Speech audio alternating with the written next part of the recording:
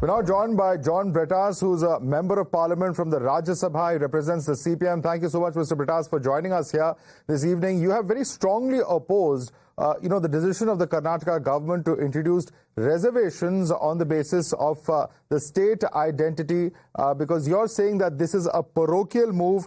First and foremost, what do you see this as a parochial move? Because the state government will come out and say that we are only talking about taking care of our own people. See, Madhav, it's not only parochial, it's against the constitution.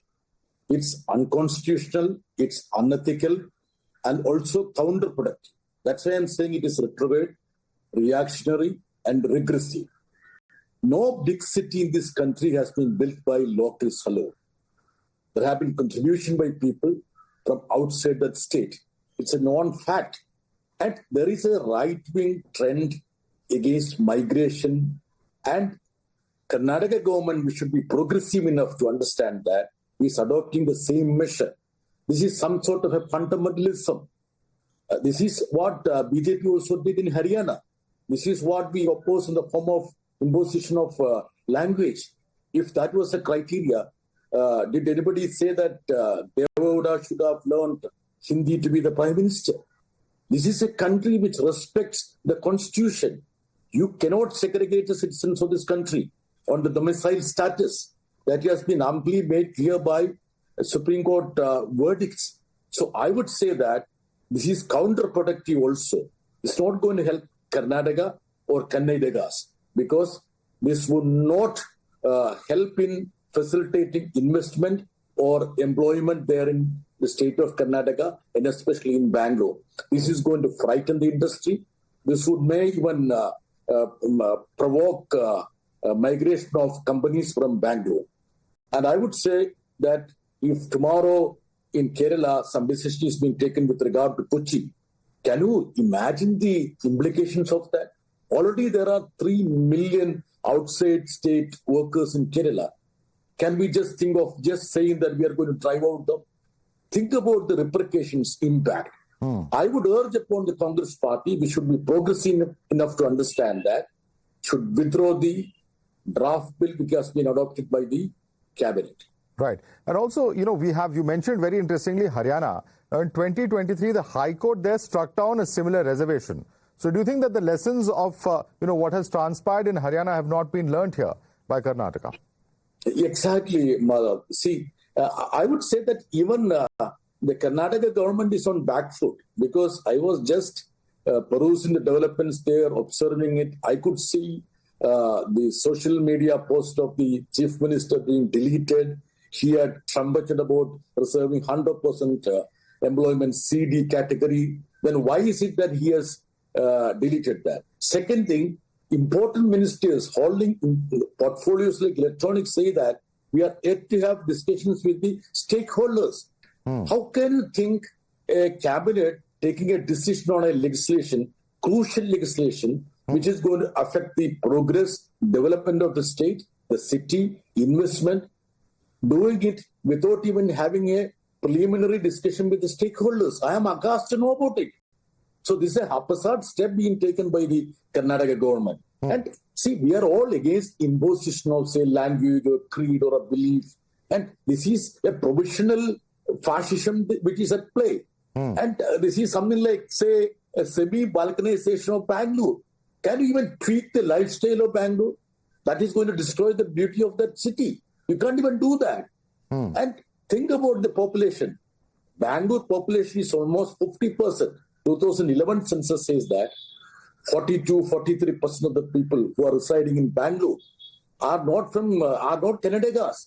So one of the criteria to get an employment is that you should be fluent in Kannada language. You need to write. You need to pass higher secondary in Kannada.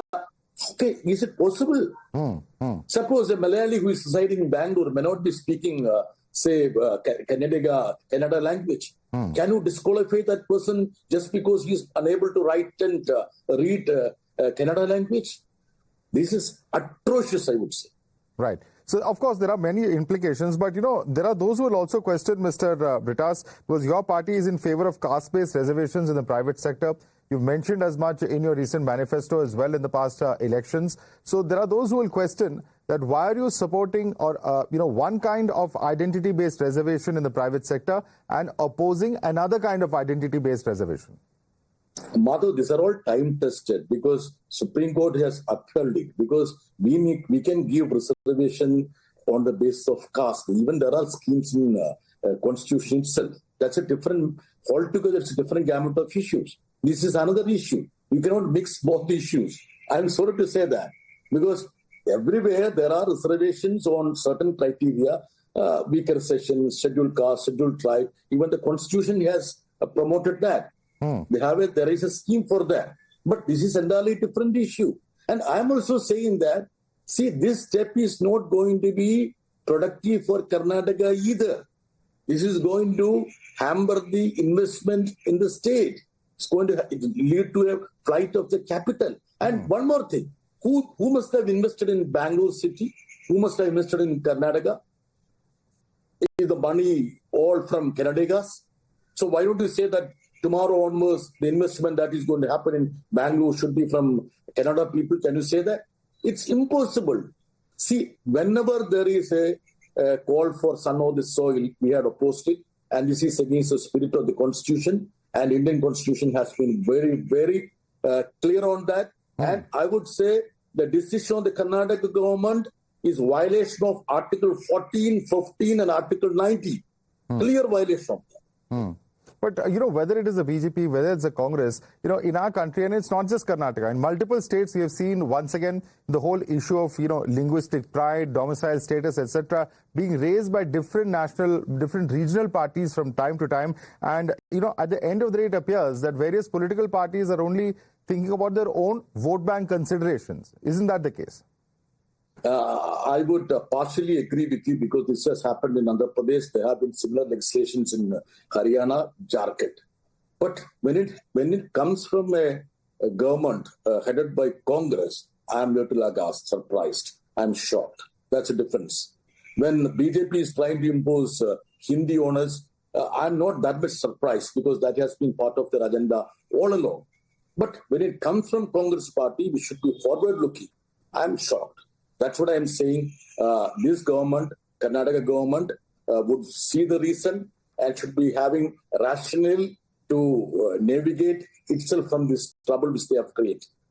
But although you are against the Congress within Kerala, nationally, the Congress party is an ally of the CPM. So many will, question that if on fundamental policy issues, there is, a difference of page that both these political parties are, doesn't it somewhere expose a difference in terms of being able to put the government of the mat as the opposition?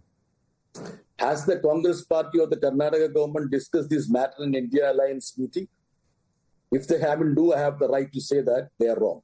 And I am upholding the Constitution, the constitutional morality, and of course the verdicts of the Supreme Court, the verdicts of the High Court.